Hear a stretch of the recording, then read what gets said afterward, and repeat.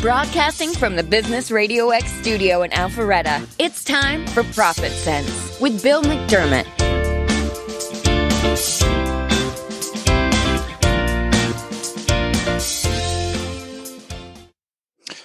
Good morning. Welcome to ProfitSense.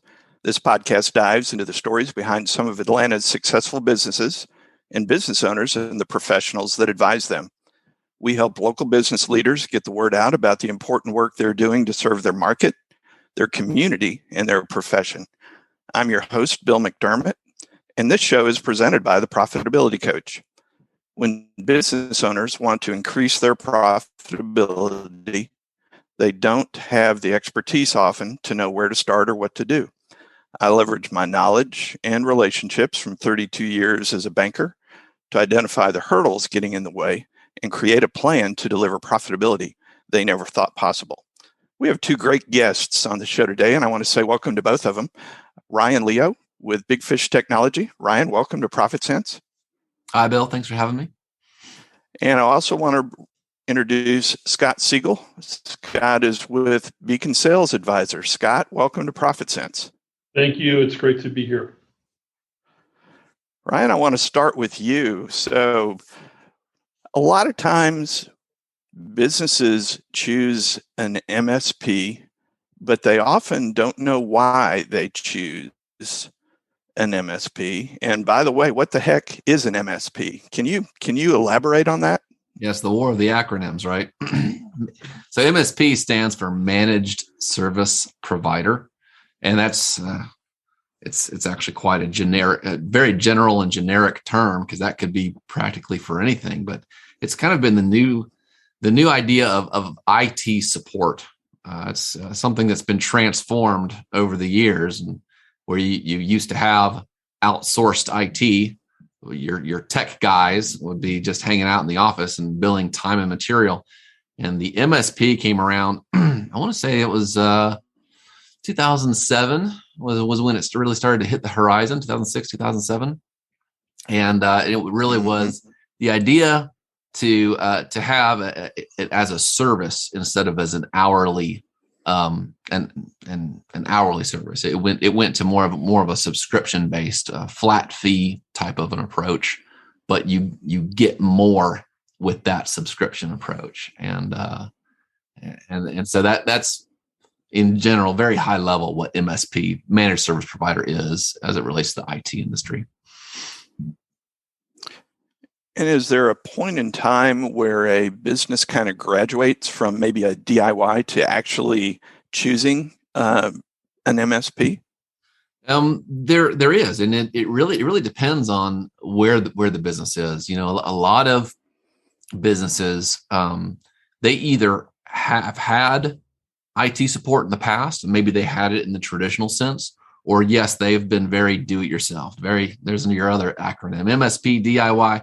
They've been very DIY, and you know, usually when the CFO finds himself running around and spending all of his time fixing everyone's IT problems, then that's when there's like this paradigm shift: is, oh my gosh, I need to do my job, and that's when the decision comes up: hey, how do we get a resource that takes care of these daily IT problems? And then even how do we have a resource that carries us forward in our technology roadmap? You know, where do we go from here as it relates to IT? Because, you know, this stuff changes really, really fast. And so that's when they start looking at, okay, well, I could hire my own people, right? Employees. Sure. Or I could outsource. And that's when the comparison really, really starts to happen. Between the two. I think that there's also the case where you've got a company that's been using managed service provider for a number of years, and they realize it's just not cutting it. And I'll tell you that probably 70% of all of our new accounts come on board because they have an existing IT and they're wanting to make a change. Well, that makes sense. And so I'm going to shift topics. We're talking this morning with Ryan Leo with Big Fish Technology. Ryan's company helps business owners understand how business works, which is just as important as the technical skill. So Ryan, I know you love deep sea fishing. So I'm wondering, can you tell us a fishing story from personal experience? And I will say there is no correlation. Sometimes people say, "Oh wow, do you guys do stuff with fishing?" And I'll spin a story about some sort of tackle or some sort of new lure that we're creating, and then I have to break it down and say, "No, it has nothing to do with fishing," because I do love to fish. I love deep sea fishing, and I get out into the Gulf at least once a year with my family and my girls. I have a wife and 3 daughters, and so it's interesting to see which of them gravitate towards fishing. I've got one, my soon to be 14-year-old loves to fish, and I took her out on the first deep sea fishing. And deep sea fishing, traditionally you get in a boat about 5 o'clock in the morning and you head off into the sunrise, 50 miles offshore, pulling out in the Gulf. We're usually fishing for red snapper or triggerfish, some Mingo's vermilion snapper. And I got the opportunity to do a 36-hour tour once, because normally a deep sea fishing tour, you charter a boat, crew of about 15, 16 guys and girls, and you go out for 8 hours. I had to do a 36-hour where you leave in the morning, you fish all day, you fish all night, and then you fish again in the morning, and you get some little bit of shut eye while you're on the boat. But what I thought was really cool is how the dynamic of fishing changed between the daylight hours and the moonlight hours, and the types of fish. We were catching kingfish at night, and it was the different fish they reel in differently. Red snapper, you're usually pulling them off the bottom. It's kind of just a lift and reel and lift and reel. Whereas at night, when the kingfish are charging, and kind of the night hunters, if you will, they're all over the place. And it's just kind of a walk around the boat and reel them in, and you can only have one line in at a time. But it's a whole lot of fun, a whole lot of adventure. And deep sea fishing is just one piece of adventure that I like to introduce my family to. But that is a great story. And wow, 36 hours. That's a fishing marathon. Yes, it is. It's a whole lot of fun. So back to IT. Can you talk a little bit about what is security awareness in IT? And if I'm a business owner, should I have a security awareness program? So and it's kind of an interesting concept. We think about antivirus, we think about backups and all that sort of stuff, and it's like we're gearing up. It's like we're putting on multiple layers of armor to defend ourselves from these malicious attacks, right? And so there's a concept of we can put a whole lot of armor on, but arrows are still flying at us, and we're still getting hit by arrows. Okay, the armor's holding up, maybe it's wearing down in one place. But the idea of security awareness is the education of really the main source that problems happen, and that's of the users of a company. If they know what to look out for, then what we're effectively doing is, as we educate our people, as we educate our users, and we test them, then instead of putting on more armor, what we're doing is we're shrinking our target. We're making a harder target to hit for the malicious forces that are out there to either try to get our information or find a chink in that armor. If we can avoid even getting hit altogether, then that probably is the greatest defense, is user awareness. And so we partner up with some great vendors, and we put together programs that will not only educate our users, but then test them. We'll fish them. It's not like, and it won't be the type of phishing where you'll actually get ransomware or something on your computer, but it will be if there's a CEO or a COO that says, I really want to shore up our defenses, but I don't know how. Well, then I'm going to come in, I'm going to educate your people.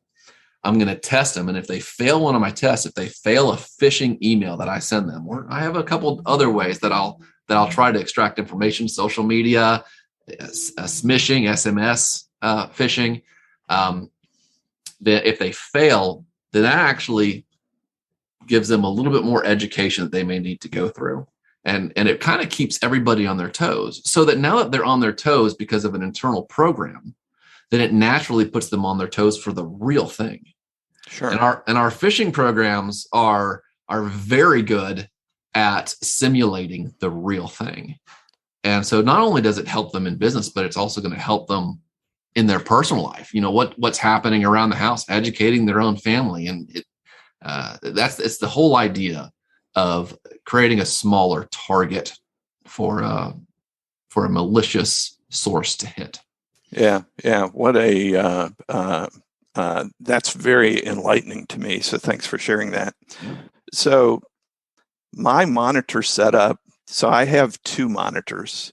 I might be putting, an Excel spreadsheet on one and data on another, and I just love my setup.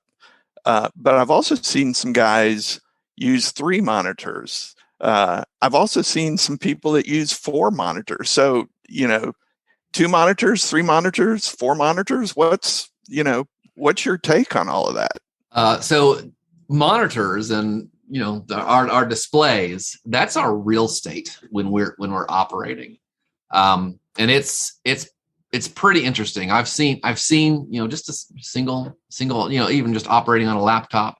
I've helped some of our clients build stations that have 8 monitors on them, and it's like mission control.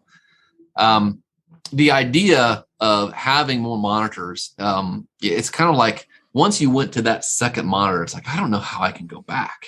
It's like I'm at 2 monitors now. How did I ever do it with one? And then the third monitor just kind of gives you that extra. Actually, I use my third monitor in a portrait mode because I'll review a lot of contracts that are kind of in legal mode. Sure. And so most monitors, you can, we look at them landscape, but you can tilt them up so that they're in portrait mode, and your computer will actually support them that way.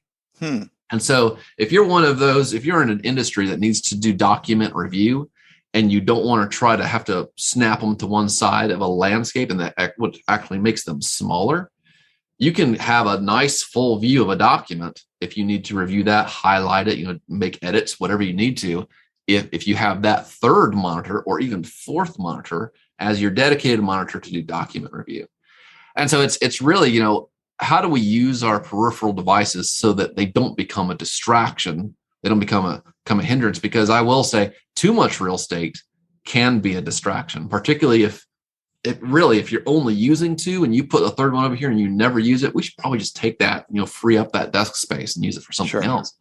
But the idea of being able to have a monitor that's already set up for something like a document review, that I've seen that have success in a lot of different environments. You taught me something new today. I had no idea that you could take a monitor and turn it into portrait mode. So that's a great takeaway for me. If technology is understood, set up properly, and documented well, it can make life in business and even at home easier, more efficient, and even relaxing. This is a quote coming from Ryan Leo, who's a partner in Big Fish Technology. And Ryan, I want to switch over to the IT refresh rule. What is the IT refresh rule, and how does it apply to business owners? So, the refresh rate. So business equipment typically gets a lot more wear and tear than consumer grade equipment. Now, you can go to Best Buy, you can go to Micro Center, you can go to Walmart, you can buy laptops, you can buy equipment from there. And the idea there is when you're buying that equipment, consumer grade equipment, if you look at the warranty on it, it comes with a 1-year warranty, right? The reason that the manufacturer puts a 1-year warranty on that is because they expect it to last reliably under strain for 1 year. When you buy commercial grade equipment, let's just say a laptop or a desktop, if it's true commercial grade equipment, it is going to come from the manufacturer with a 3-year warranty, because it expects to under strain to last about 3 years. And it's also the manufacturer is expecting it to be used in a business environment. That's why it's commercial grade. And so naturally, it's kind of this industry-wide understanding of, once you push a computer that is a commercial grade computer past that 3-year mark, then your risk curve for failure starts to increase dramatically the further you get past that 3-year mark. So there's this industry-wide refresh rate known as that's 3 years for commercial grade equipment. Some businesses getting off the ground in order to save some money, and sometimes it's just choices out of just not knowing, some ignorance. There is just not. They'll go out and they'll buy consumer grade equipment for business use, and they're wondering why in year 2.5, all of their stuff is just not working. It's no longer efficient. I have 10 Chrome. All I have is a Chrome window up with 10 tabs open. Why is it saying that my memory is low? And they are not built for that sort of strain, for that consistency, and for that duration. And that's why for the end user, so user-based computing, I'm not talking about servers, I'm not talking about network switches. Those can go longer than that, but it's the ones that are going to be at the endpoints, the ones that our users of a business have on their day-to-day, that it's a 3-year refresh rate for business, for commercial grade. Great. Good to know. I've got one more question for you, and I think this might be a tagline of the company, but we aren't the big fish, you are. So talk a little bit about that. Sure. So the idea here is people are always saying, oh, you know what, I think we might be too small for you guys. I hear that a lot. When we market, we are marketing towards 20 user companies or more. And so when there's a 5-person bookkeeping company that asks, well, can you support us? Or I think we may just be too small for you guys. Well, we do not turn our nose up, because the idea here is that we aren't the hero in this story. It is our clients that are the hero. We're just here on the side. We're the support, right? We're the sidekick, if you will. And so we aren't the big fish. Our clients are the big fish. And so, it's interesting too, because when we created the branding for Big Fish Technology, we had no idea what we were doing. We just wanted something that sounded cool and had some cool colors on it, and maybe had a cool logo. And as I realized, as we matured, I guess, if you will, I realized that that really is what it is.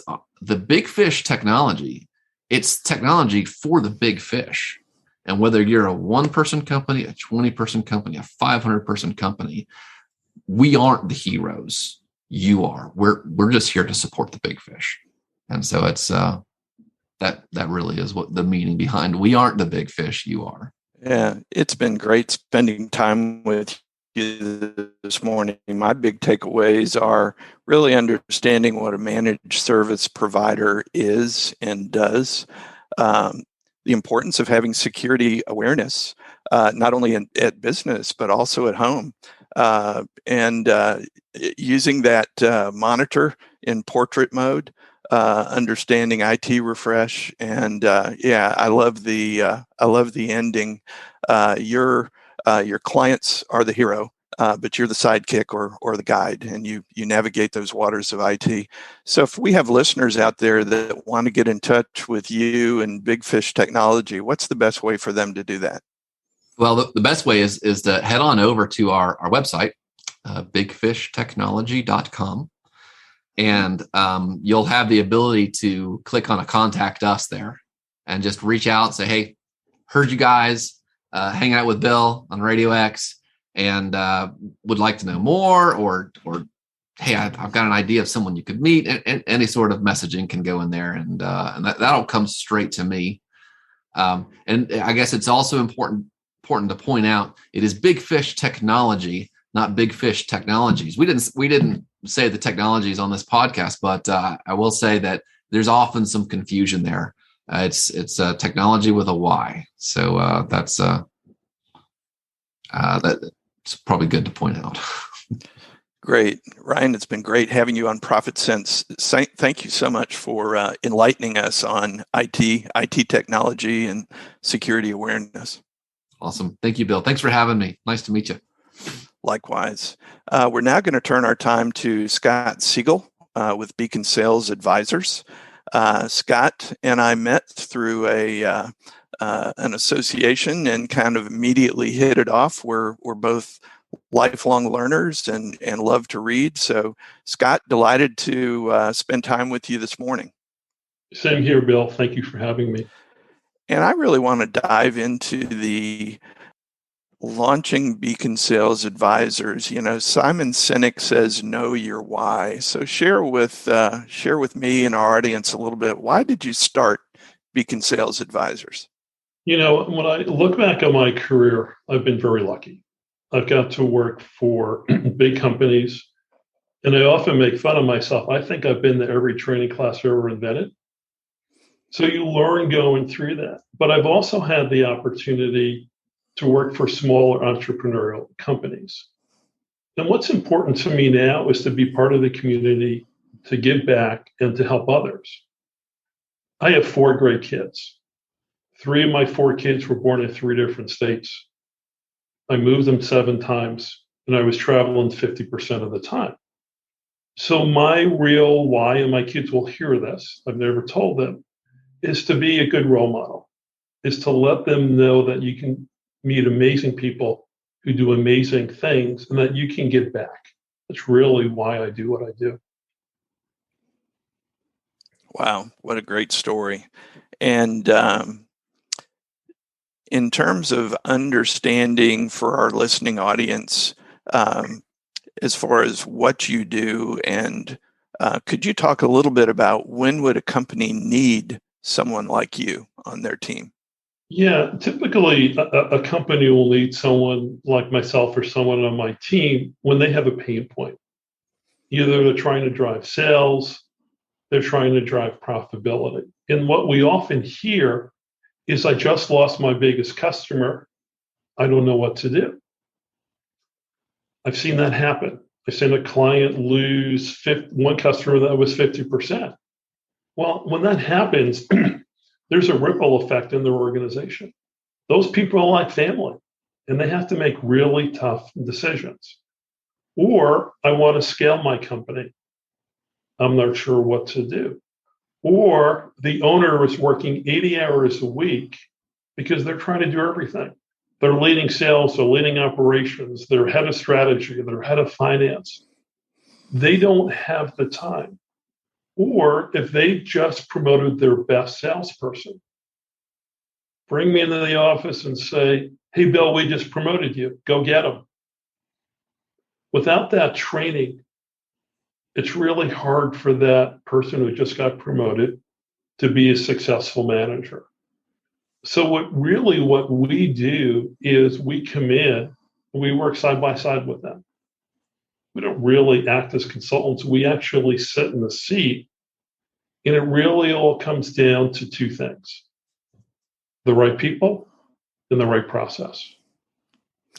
You know, and as I reflect a little bit, who is not driving sales in this marketplace right now?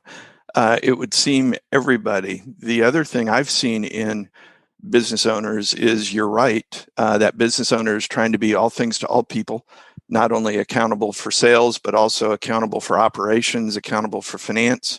I even have one client who doesn't really have anyone accountable for sales in their organization. And so when you ask them the question, gosh, what's causing sales to go up? A lot of times you get kind of a deer in the headlights look. Well, I'm not really sure. So I'm guessing that maybe helping people drive sales might be a crowded space in the marketplace, and people buy differences. They don't buy similarities. So what makes you different?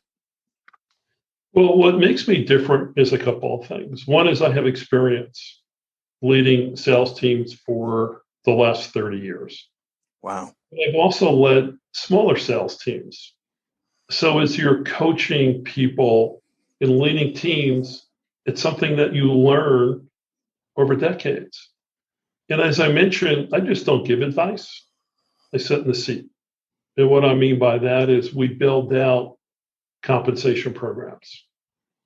We help them build out a CRM or a customer relationship management system to everything Bill you just talked about that allows them to stay focused.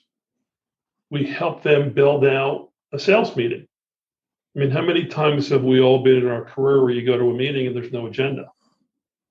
And then you leave the meeting and you go, well, let's have another meeting to have another meeting. Because when you're a small company, it's all about being efficient and effective. That's where the process comes in. But what happens sometimes is without a plan, without a roadmap, things become more complex. Simple and focused are two of my favorite words. Yeah, I love that. And I'm wondering if there's maybe a story that comes to mind, maybe of a client you've worked with in the past couple of months, 6 months, maybe a year, that was really floundering, and a little bit about how you helped them not only in their sales process, but maybe even in their sales strategy and tactics. Yeah, and I'm going to take that one step further.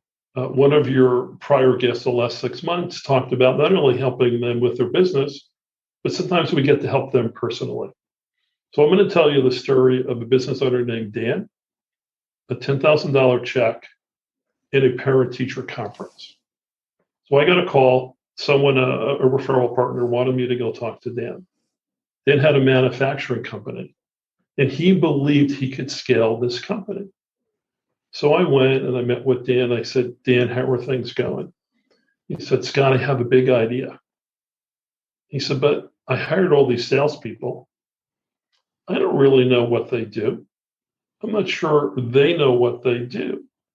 And I said, well, do you have key performance indicators? Do you have a quota? How are you paying them? He goes, I'm not really sure. Then he looked at me and he said, Scott, have you ever been to a parent-teacher conference? I said, Dan, I have 4 kids. I think I've been like to 100. Right? You know how they work. He said, my daughter, Lucy, who's 10 years old, we walked in to see her teacher with my wife. And my wife's looking at me like, I hope you didn't do anything.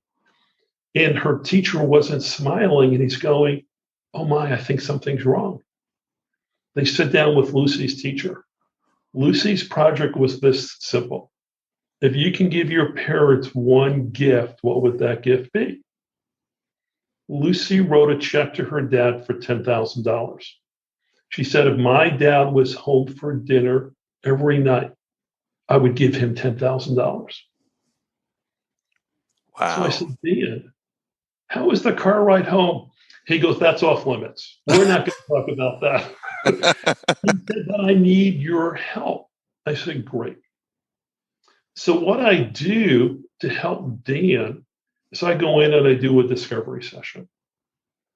The first month is really understanding his strategy, his team. Then we go in and we prioritize what the top priorities are. So one of the things I found was that he didn't have clear territories for his salespeople. He knew that he needed to focus on new business development. And guess what he didn't do? Focus on new business development. I hear that all the time. And he needed to figure out, do I need to hire someone? What is the right person to do? So I worked with Dan and his team over 3 months. And over that 3 months, we were able to go in and put in a strategy. We were able to go in and identify what key markets, industries, CIOs, CFOs, CEOs that he wanted to go target. We went in and we created territories for his sales teams. We built quotas. We did weekly one-to-ones. We did weekly sales meetings with agendas. And within that year, we were able to increase his business by 50%. We hired a new salesperson. and we brought in a new customer. But more importantly, this is why I love what I do. He said, Scott, I got a call from Lucy's teacher. I'm like, oh, I'm not sure how this is going to go. He goes, Lucy wrote up the check because now I could be home for dinner every night. To me, that's the magic in what we do to help our clients. Wow, that's such a great story. We're talking this morning with Scott Siegel, Beacon Sales Advisor. Scott's the founder of Beacon Sales and co-founder of Momentum CPG. He's an outsourced fractional chief revenue officer who focuses on helping small and mid-sized companies optimize their sales strategy, process, and execution. And Scott, I want to dive in a little bit to the services that you provide your clients. You've kind of what services you provide for your clients? Yeah, so it really, the way that we think about it, it really needs to be tailored to that client specific need. So what we don't have is what I would call an off-the-shelf program, right? It really is what their specific needs are. So we focus on three key areas: strategy, process, and structure. So that could be everything from identifying what key markets they want to go to. How are they going to attack those key markets? The process piece really is focused on, and I've said it a couple of times because it is so important, it really is the little things that matter. Effective meetings, annual performance reviews. I think the number is 80% of small business owners don't do annual performance reviews. Yeah. If you don't do an annual performance review, how can you measure what is good or bad performance? Right. What we find is that business owners sometimes get frustrated because their sales team isn't doing what they should. Well, there's a reason. There are no expectations set. Yeah. We go through and we build quotas. Every small business should have a CRM system, right? It's a lot to choose out there. Pick the one that works for you.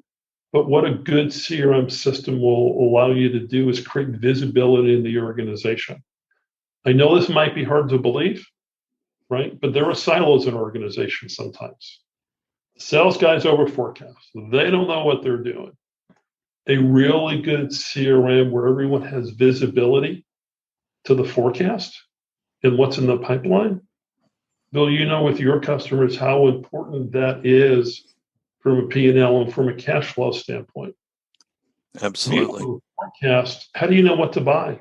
How do you know where to invest? So those are a couple of the areas, but really it is tailored and custom to what that specific business owner needs. Yeah, and it's so refreshing to hear that you tailor it rather than offer something that's off the shelf.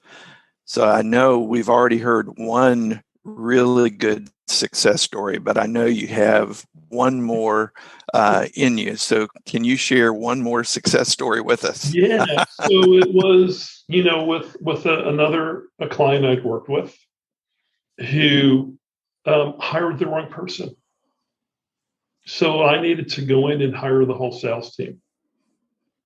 The challenge is with a lot of smaller companies, if you don't take the time to go in and build out a really good job description, a really good compensation plan that incentivizes the right behavior with quotas. I've seen it time after time. If you hire the wrong person, it will take you 18 months to 2 years to recover from that. Yep. So there was one organization where the sales leader was leaving the organization. So I had to go in and build job descriptions, build the onboarding. The other thing a lot of companies miss, they don't properly onboard new employees. Think if you're a new employee, you show up on day one and you're going, okay, where's my desk? Where's my computer? Who do I go talk to? How do you feel? We put together a really detailed 30, 60, 90-day program. Then we go through interviewing. And there's an art and science to interviewing. So we have specific questions that we carve out for everyone who's interviewing because we look for different things: sales, culture fit, and any other thing that's important to that customer. So what I did for that specific company is we went in and we rehired their entire sales organization, and they saw a 25% increase. But more importantly, everyone in the organization who had that sales thing about what salespeople are, if you bring in the right people, that went away. So that's just another example of something that we do as a success. Yeah, that's a great story. So I am almost positive that there is a business owner out there who is not delegating, therefore is not getting the execution out of his sales people. He or she not getting the execution out of the salespeople that they'd like. They're not communicating expectations. They don't have a good process or a good strategy. So how does that business owner that might be listening in today get in touch with you? It's very simple. They can just send me an email to scott@beaconsalesadvisors.com. And the one last thing, Bill, that I challenge or encourage all business owners or even sales reps is what I call the 4 C's. You want to be clear, concise, and compelling. If you do that, you get to clarity. And that's how you scale a company. It's not about doing more. It's about getting the simple, and getting the simple is really hard.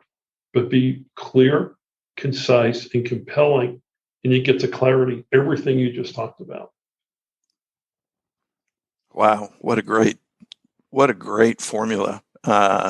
Scott Siegel, Beacon Sales Advisors, thanks so much for coming on ProfitSense and sharing your experience and your expertise.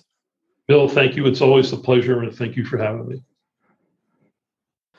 So I want to take our conversation and talk a little bit about, I have several clients right now that are buying businesses and actually looking for financing to do those.